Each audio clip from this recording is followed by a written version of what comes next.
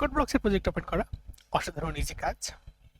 আমাকে যা করতে হবে তা হলো ক্রিয়েট এ নিউ প্রজেক্টে যাব, এখান থেকে গিয়ে কনসোল অ্যাপ্লিকেশনে ক্লিক করব, তারপর আমি গোতে দিব, আমি নেক্সটে যাব, তারপর আমি চুজ করবো যে আমি কোন ল্যাঙ্গুয়েজে কোড করতে চাচ্ছি। আমি সি প্লাস প্লাসে করবো, তো আমি এখানে নেক্সট দিলাম। তারপরে আমি প্রজেক্টের একটা টাইটেল দিলাম, ডেমনস্ট্রেশন। ওকে, তারপর আমি এখানে যাব, গিয়ে একটা ফোল্ডার তৈরি করব, এই ফোল্ডারে আমি রেখে দিই আপাতত।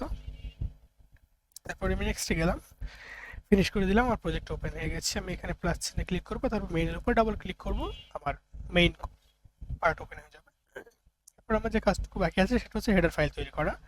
আমি কন্ট্রোল শিফট এন দিলে জানতে চাইবে যে আমি আমার এই প্রজেক্টের আন্ডারেই নতুন কোনো প্রজেক্ট, নতুন কোনো ফাইল খুলতে চাচ্ছি কিনা। আমি ইয়েস করে দিব। তারপর আমি এটার একটা নাম দিব,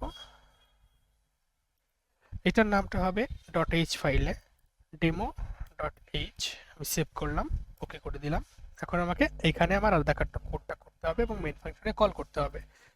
সো আমি এখানে কোডটা করি, এটুকু দিলাম। তারপর একটা নেম স্পেস নিব,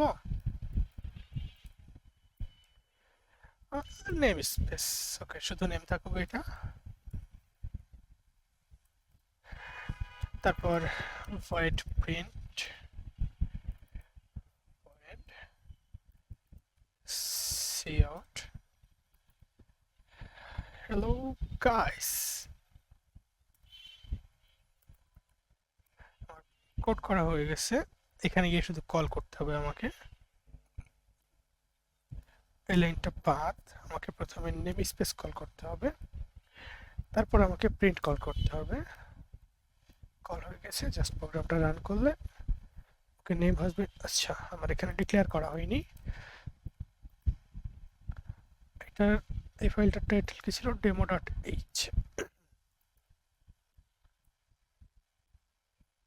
এবার রান করি, ভোলা, হয়ে গেছে আমাদের কাজ।